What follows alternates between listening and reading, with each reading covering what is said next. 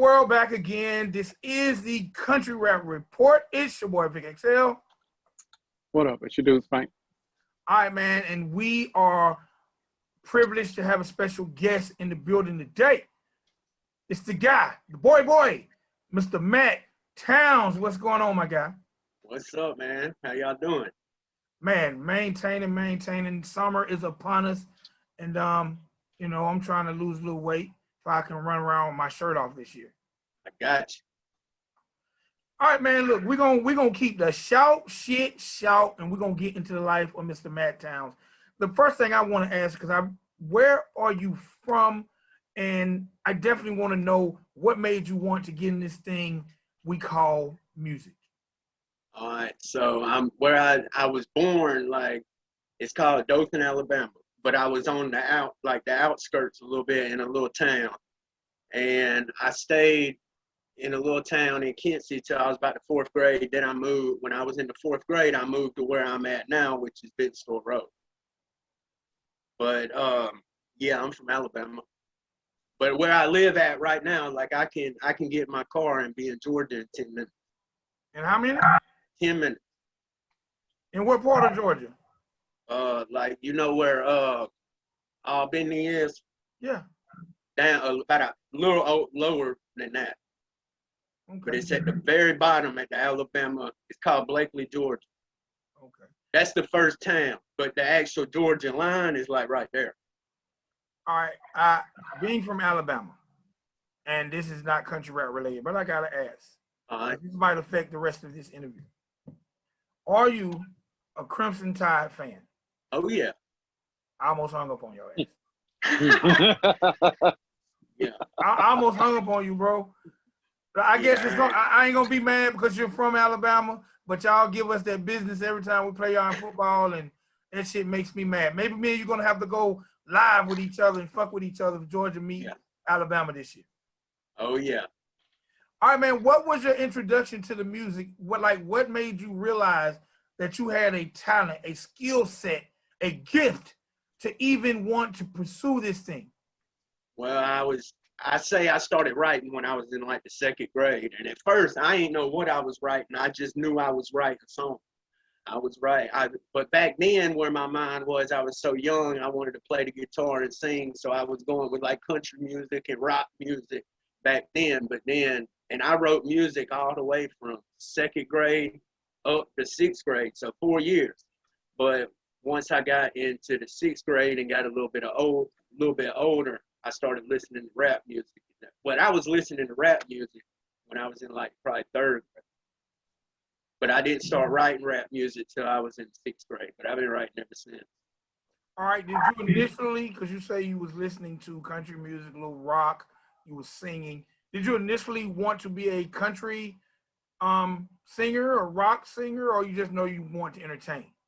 I knew I wanted to do something. I didn't know what I wanted to do, but I got a guitar. I started playing guitar. I can still play guitar. Like, I know a few chords, but it only takes a few chords to play a bunch of songs. Okay. All right.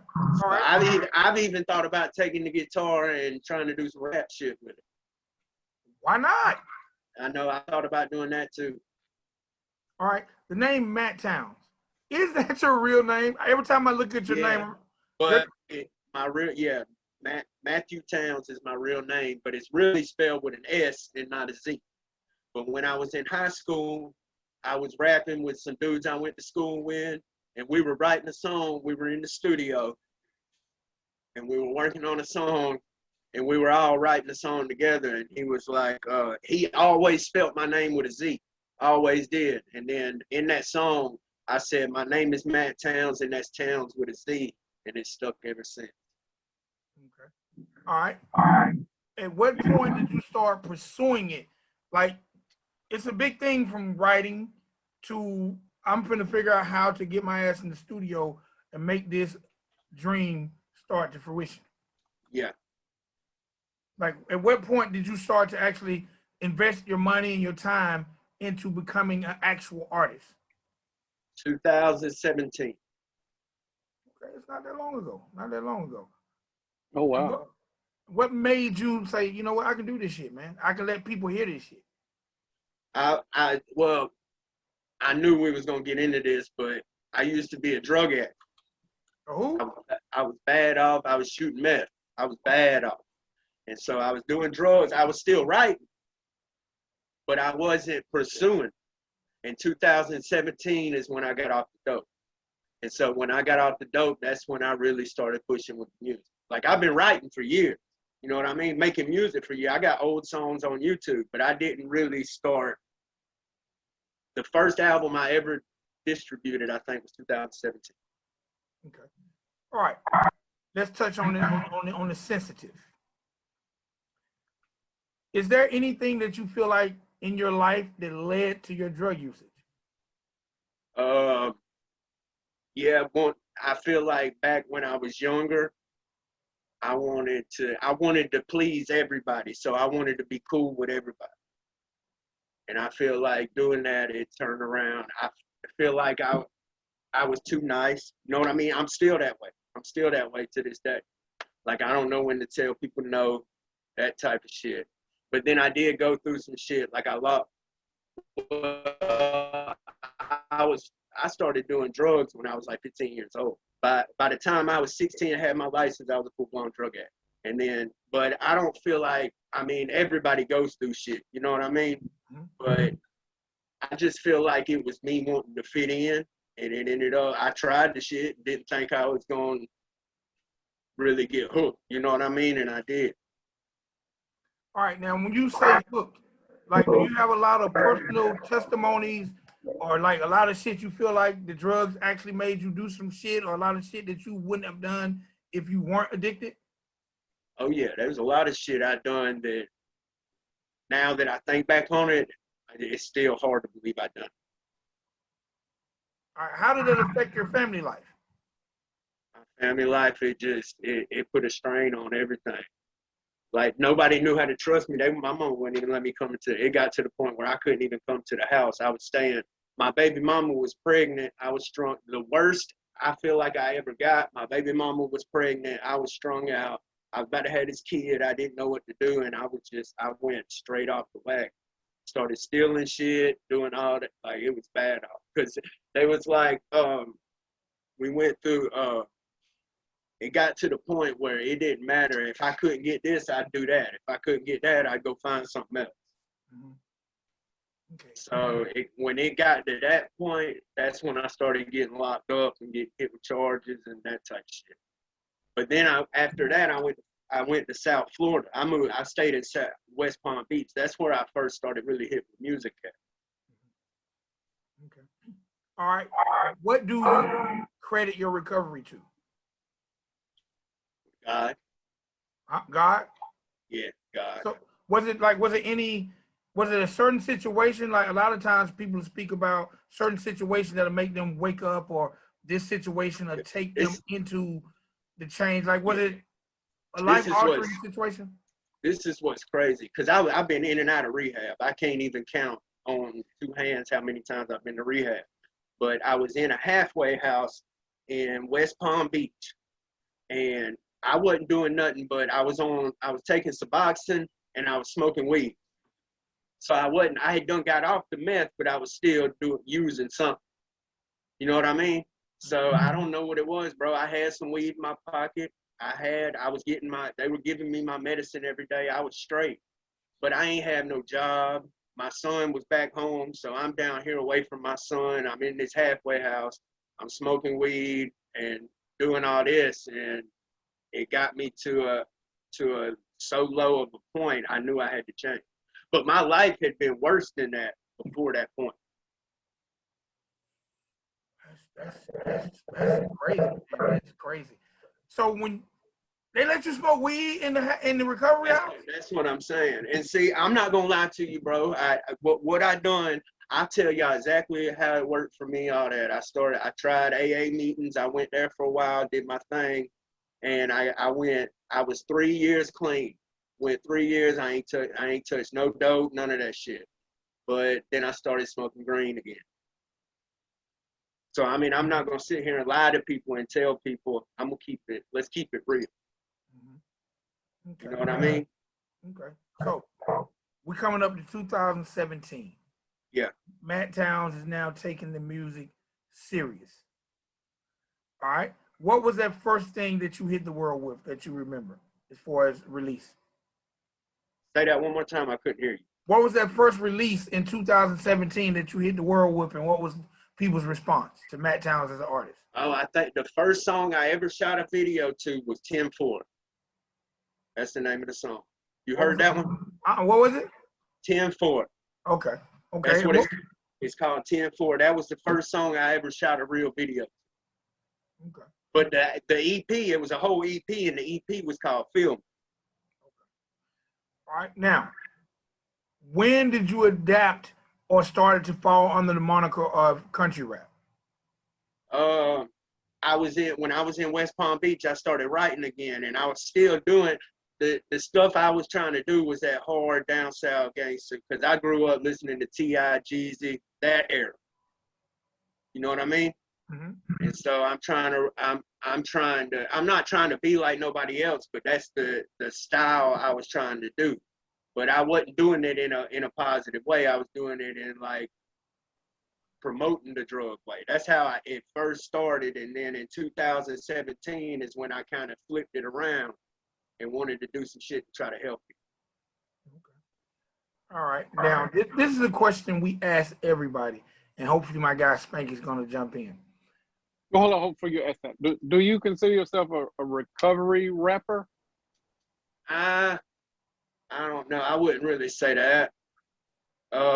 Is the majority of your music about recovery or helping people to get to that point? Yeah, that I feel like I'm a hip hop artist, but I'll keep it real and tell you why I don't label myself a recovery rapper. Because a lot of people who label themselves a recovery rapper are fully 100% clean off drugs. I still smoke weed. Okay. You see what I'm saying?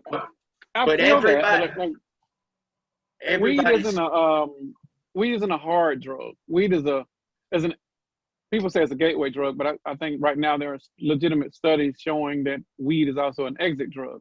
Like when you're on something that's hard like meth or cocaine, you can use something softer like cannabis or with THC or CBD or whatever that is to help you adapt and come off of the harder drugs. Yeah. So I don't think that's a negative for you. It's just you. This is your way of adapting, and you realize that you had a dependency, and you're trying to come off of it, and you can do it cold. So this is your way of doing it. Like and this work. That's the thing. Right. It works for me. Everybody's story is different, but I'm not gonna lie to nobody. I'm going. You know what I mean? Right. Well, there are worse things that you could be doing, because you could have picked up a pack of cigarettes, and now you're addicted to nicotine. So now the nicotine ain't helping you at all, and that tar is just gonna fuck up your lungs even worse. Yeah. So weed is a completely different thing. So I respect your decision. Yeah, but most of the stuff I smoke is Delta 8. It's hemp. Nice. You see what I'm saying? Yeah. So it has health benefits too. So that's a good thing, bro. Good thing. Yeah. All right. So Matt Townz, you have a shitload.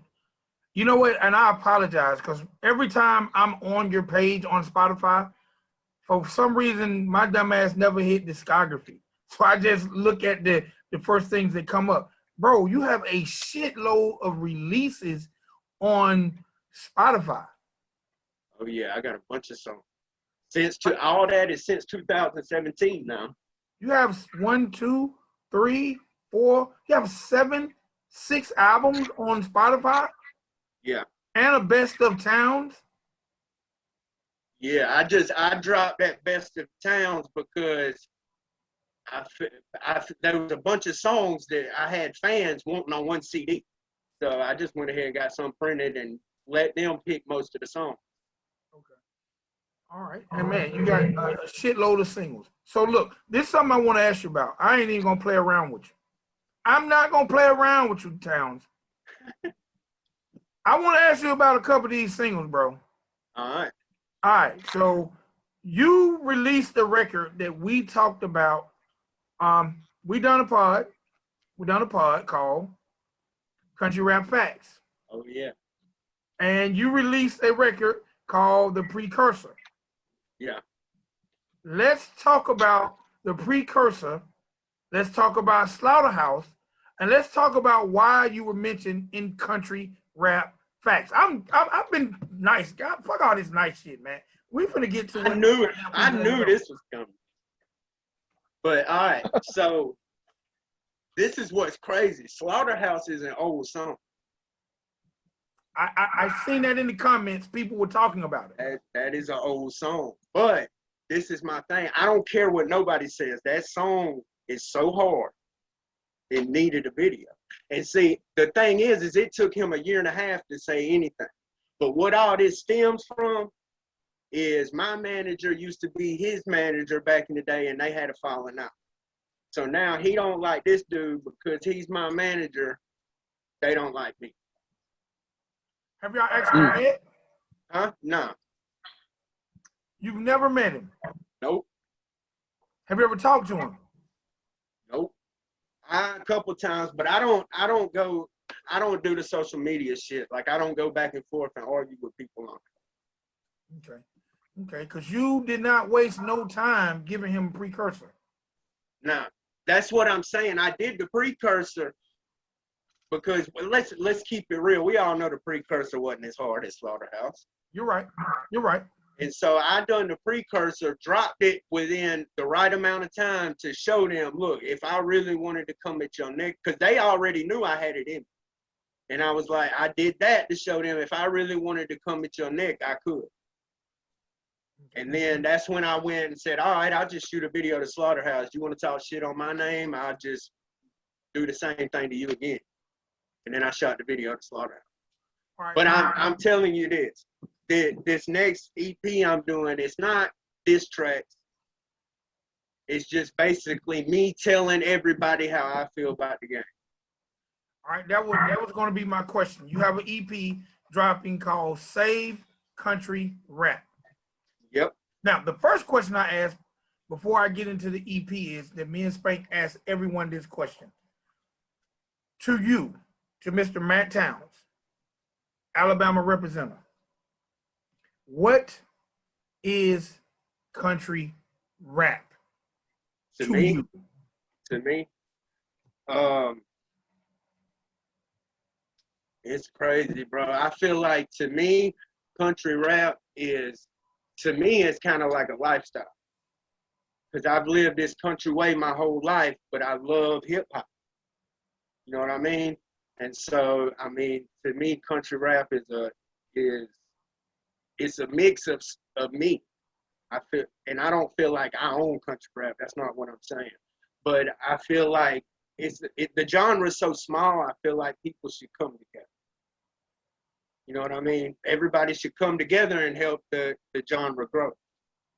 But because the genre is so small, people are bickering, arguing, and fighting all the time. For me, I look at it like I'm getting feedback. I look at it like sports. Yeah. Even everybody wants the number one spot.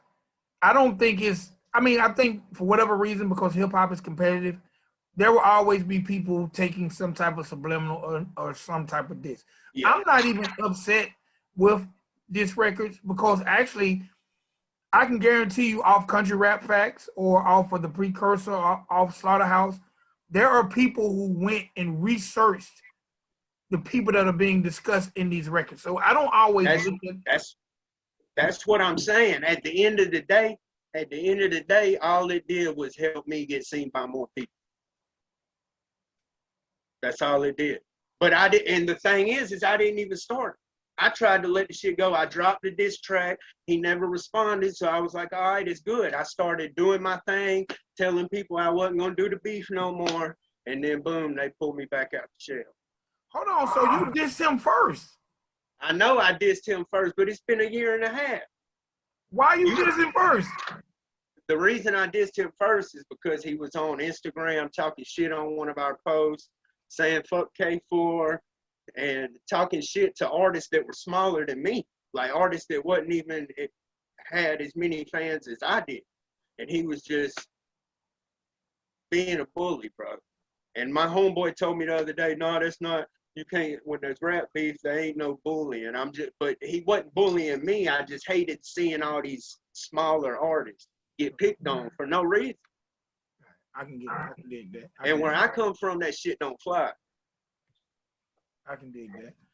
Who are some artists, if you had to name 5 artists that you feel like are country rap artists and 2 artists that you feel like aren't, who would they be? Oh,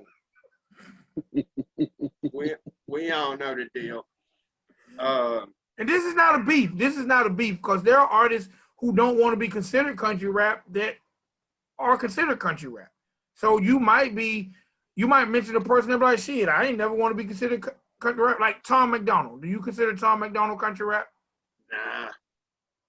Do you consider Mercury's country rap? Nah. What's the other gentleman we just did? Burden. Do you consider him country rap? Burden's drifting over into country rap. Okay. He's drifting over into country rap. So who are some of the people other than Matt Townz that you feel like exuberate country rap? Upchurch, definitely. Mm-hmm. And I mean, in my opinion, the next one after that, this is just my opinion, is Jelly Roll. Mm-hmm. Okay. Definitely. Yeah, because but for me, you got to look at the root of it and think about all the people who paved the way too. All right, now, what do you feel like? Because we've seen a spike in country rap over the past 24 months. Yeah. What do you credit that spike to?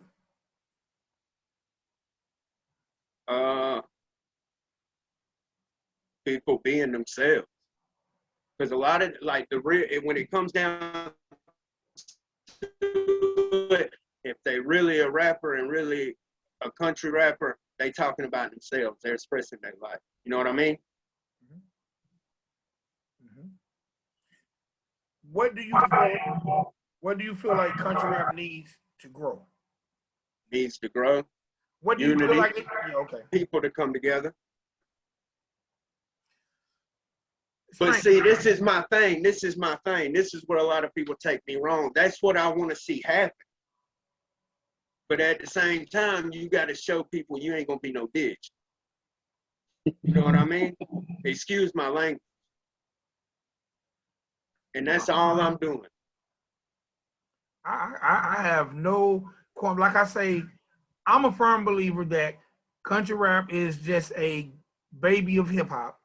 And since the beginning of time, hip hop have always had artists who didn't agree because everyone is jockeying for that top spot. And it's no different than a football game to me. So I don't, as long as artists keep it on wax, I've a lot of fans, we don't need any country rap.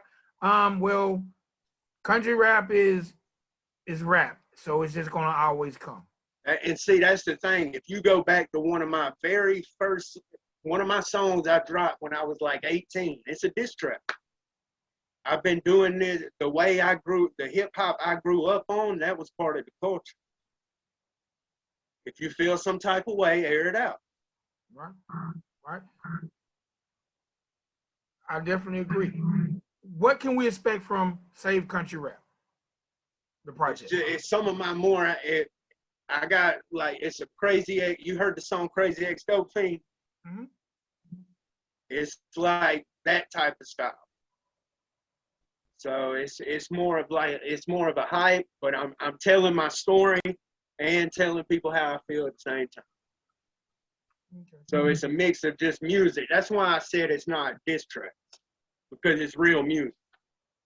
All right, are we gonna see a lot of music from that project?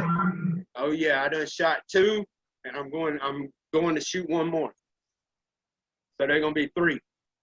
All right. What's the drop date on that? I'm scheduling it today, but I'm planning on. Hold on, I'll tell you.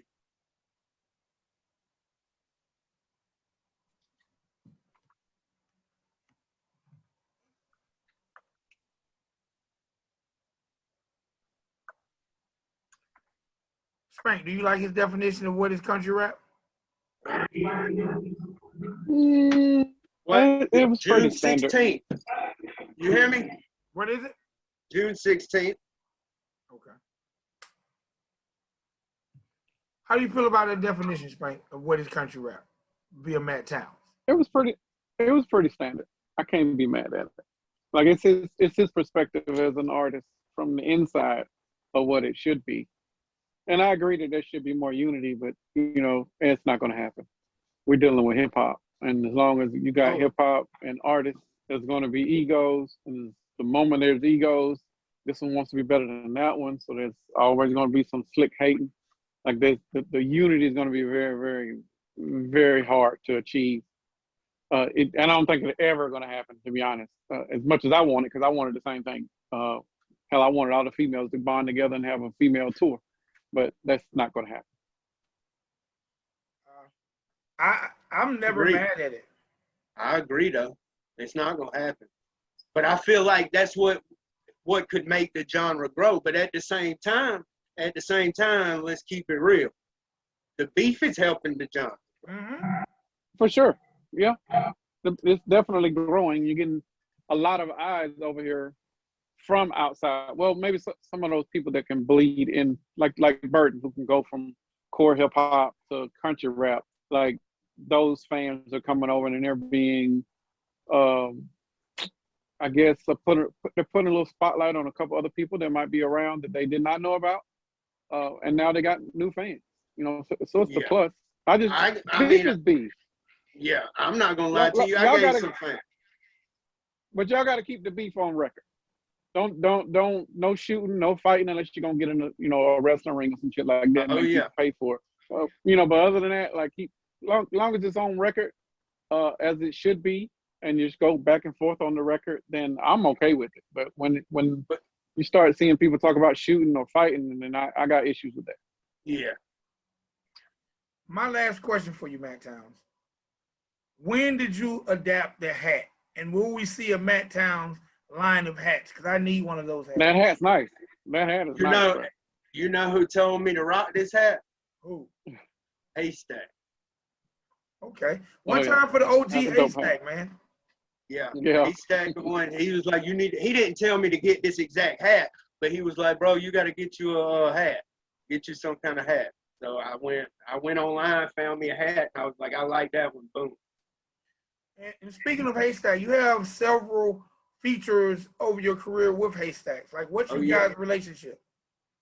I mean, we don't talk like every day, but if I need him, I hit him up. He needs me, he hit me up. Okay. You know what I mean?